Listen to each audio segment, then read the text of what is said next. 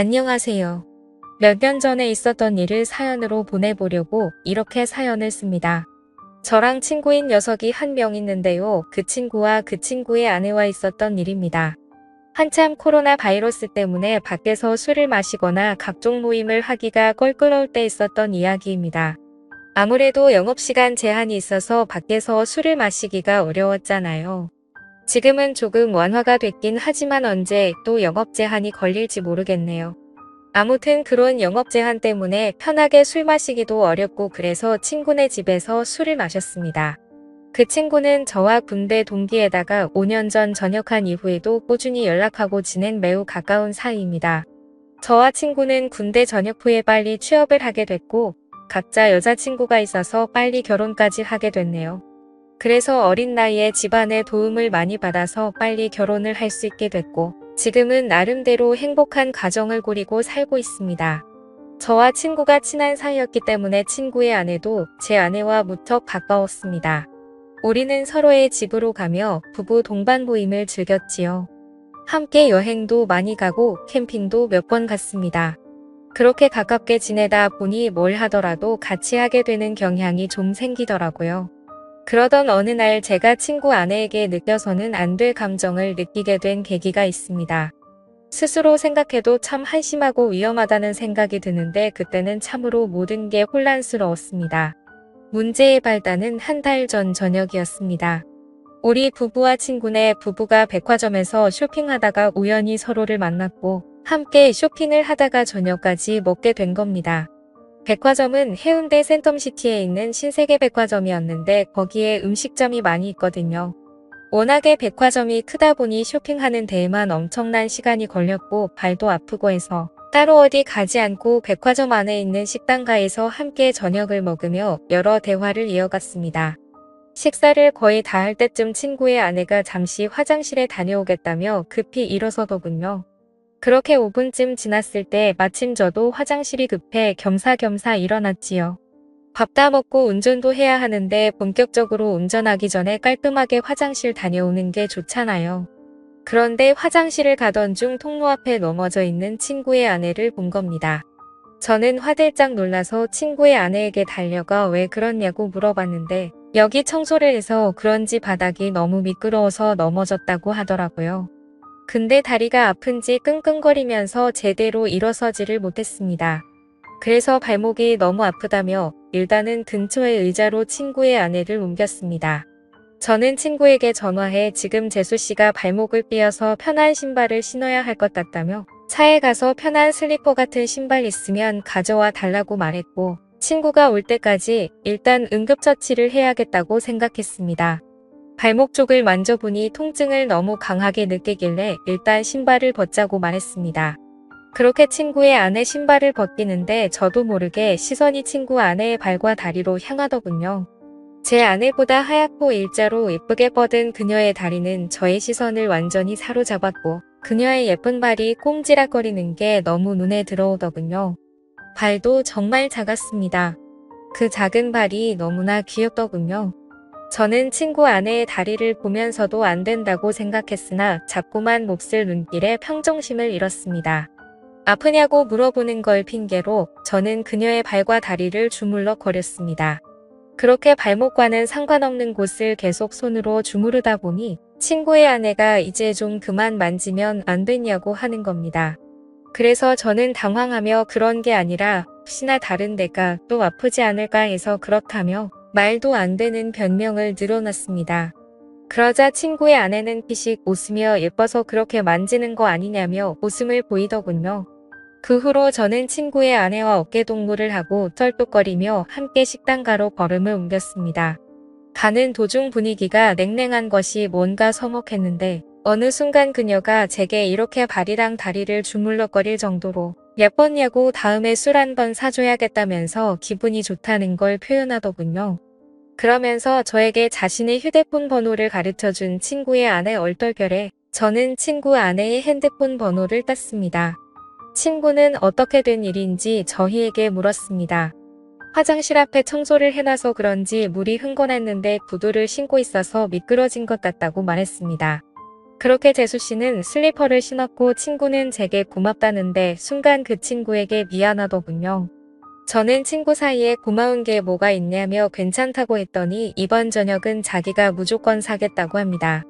화장실에 다녀온 저는 다시금 후식을 먹기 위해서 숟가락을 들었고 제 아내와 친구 아내와 함께 즐거운 대화를 이어갔습니다. 그날은 술도 빠지지 않았지요. 그렇게 즐겁게 마무리를 하고 집으로 돌아왔습니다. 그 뒤로 3일 정도가 지났을 때 이상하게 자꾸 그녀가 생각나서 결국에는 연락을 해봤습니다. 발은 괜찮냐고 병원 안 가봐도 되겠냐면서 그런 시시콜콜한 문자를 주고받았어요. 각자 배우자도 있는 사람들이 이게 뭐 하는 짓인가 싶겠지만 무언가 서로를 끌려하고 있다는 게 느껴지는 그런 기류가 있었습니다. 그렇게 우리는 일주일 넘게 배우자 모르게 서로의 연락을 은밀히 주고받았습니다. 어쨌건 그렇게 연락을 좀 하는데 친구 아내가 저에게 매우 적극적이라 혼란스러웠습니다. 문자를 몇 번 주고 받지도 않았는데 그 뒤로는 요즘에 뭐 하는지 별일 없는지 시간 있으면 술 한잔 하자는 식으로 여러 번 말을 하는 거예요. 그렇게 친구의 아내를 따로 만났습니다. 이렇게 친구의 아내와 밖에서 따로 만나는 건 확실히 바람피는 기분이 들어서 최대한 그런 느낌을 주지 않으려고 노력했습니다. 아내 얘기를 많이 됐고 앞으로 아이 계획도 얘기하면서 최대한 상대방과 거리를 두려고 의도적으로 노력했죠. 그리고 서로의 대화가 한참이던 때 느닷없이 그녀의 발이 저를 건들고 있더라고요. 너무 어이가 없고 이 사실이 믿기지 않더군요. 그녀를 마주보고 대화하던 제 얼굴은 크게 일그러졌고 친구 아내는 저를 보며 도발하는 눈빛을 날렸습니다. 초저녁에 만나서 그렇게 간단하게 자리를 가지려고 했는데 계속 이렇게 하다가는 뭔가 사고를 칠 것만 같아서 저는 급하게 집으로 가야 한다며 집으로 돌아갔습니다. 솔직히 너무 무섭더군요. 그녀는 정말 친구에게는 과분하다는 생각이 들 정도로 아름다운 미녀인데 왜 갑자기 저한테 그렇게 대놓고 도발을 하는지 믿을 수도 없었고 그럼 그녀의 태도를 어떻게 받아들여야 할지 혼란스럽기만 했습니다. 그렇게 안절부절 못하면서 휴대폰만 보고 있었는데 어느새 시간은 12시쯤이 되었고 마음이 심란해서 잠이 오질 않더군요. 그런데 느닷없이 어디선가 전화가 걸려오는 겁니다. 친구 아내였습니다. 저는 전화를 받지 않으려고 했으나 자꾸만 걸려오는 전화에 난감했습니다. 제 아내는 이 야심한 밤에 누구냐며 짜증을 냈고 저는 회사 상사 전화하며 거실로 나와 걸려오는 전화를 속삭이며 받았습니다. 이렇게 늦은 시간에 왜 자꾸 전화하냐고 말했습니다. 그러자 한동안 말이 없던 그녀는 남편이 오늘 급하게 출장 때문에 지방으로 내려간다며 우리 집으로 오라고 하더라고요. 저는 가지 않겠다고 대답하고 전화를 끊었지만 마음이 너무 혼란스러웠습니다. 사실은 미치도록 가고 싶었습니다. 도저히 그녀의 유혹을 떨쳐내기가 쉽지 않더라고요. 앉아서 10분 동안 안절부절하며 생각만 한 것 같습니다. 이건 마치 하늘이 준 기회라고 생각했거든요. 아직 혈기왕성한 어린 나이에 한 명이라도 더 경험하는 것이 하늘이 나에게 준 축복이 아닐까 하는 생각이 들었습니다. 결국 도저히 그 유혹을 떨쳐버릴 수 없었습니다. 저는 자고 있던 아내 귀에 대고 회사에 급한 일이 있어 나가봐야 한다고 둘러대며 급히 옷을 입었습니다. 그렇게 집에서 나온 저는 친구네 집으로 향했습니다. 친구의 집 앞 대문에 서서 가만히 있었습니다. 항상 이곳을 올 때면 친구가 저를 반겨줬는데 오늘은 친구가 아니라 친구의 아내가 저를 반겨주겠다는 생각이 들더군요. 한편으로는 마음이 참 씁쓸했습니다. 그렇게 집으로 들어가 현관을 지나 거실로 들어서니 촛불이 켜져 있었고 와인까지 준비되어 있었습니다. 그 광경을 보고 저는 정말 두근거리더라고요. 친구의 아내 뒷모습을 보고 그 생각이 들더라고요. 이렇게까지 마음먹고 바람을 피려고 하는 저 여자의 정체가 도대체 뭔지 궁금했습니다. 만반의 준비를 하고 친구의 남편을 고시는 여자가 정상이라고 생각이 들지 않았거든요. 저는 일단 경계하는 자세로 그녀와 이야기를 이어나갔습니다. 그녀의 이야기를 들어보니 충격적인 사실을 한 가지 알게 됐습니다. 자기가 지금 이러는 이유는 자신의 남편이 먼저 바람을 폈기 때문이라는데요. 남편은 어느 순간부터 출장을 굉장히 많이 가기 시작했고 그런 남편이 의심스러워서 남편의 휴대폰을 조금씩 봤다고 하더라고요. 근데 남편의 휴대폰에는 직장 동료와 주고받은 연락이 상당히 많았는데 그중에 몇 명의 후배와 나눈 연락은 느낌이 많이 달랐다고 합니다. 심지어 한 명의 후배와 바람을 피운 게 아니고 여러 명의 여자와 동시에 바람을 피우고 있었던 겁니다. 그러니까 그렇게 출장을 핑계대며 항상 외박을 했던 것이었어요. 그래서 자기도 바람을 필 생각으로 저에게 도발을 했다고 말하더라고요. 그렇게 그녀의 이야기를 한동안 듣던 저는 와인에 취해 친구 아내와 건너서는 안 될 강을 건너게 되었습니다.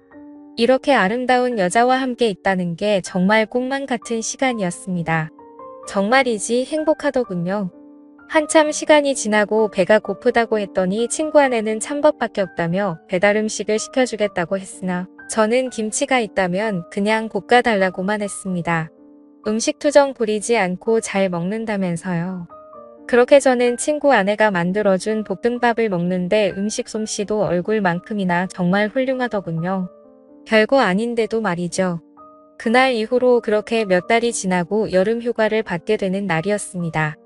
제 친구 녀석은 아니나 다를까 여름 휴가를 받아놓고는 또 장기 출장을 핑계로 누군가와 제주도 여행을 갔더라고요. 그동안 저도 궁금해서 친구에게 이런저런 이야기를 들었는데 저에게 자신의 외도에 대한 이야기를 다 하더라고요. 그래서 저는 이미 친구가 뭘 하는지 확실하게 알고 있으니 마음 편하게 친구의 아내와 만남을 갖기 시작했습니다. 어쨌건 저도 출장에 있다고 제 아내를 속인 채 친구네 집으로 들어갔습니다. 아내도 간만에 친정에 다녀온다더군요. 저는 점심도 먹지 못한 채 친구네 집으로 달려왔고 그곳에서 연인처럼 데이트를 하고 그녀가 차려주는 볶음밥까지 얻어먹었습니다. 남녀 사이는 정말 복잡하고 어려운 것 같습니다. 이제는 뭐가 옳은 일인지 구분도 안 됩니다. 누가 먼저 잘못을 했고 누가 누구한테 상처를 준 것이 더 이상 아무 의미가 없다고나 할까요?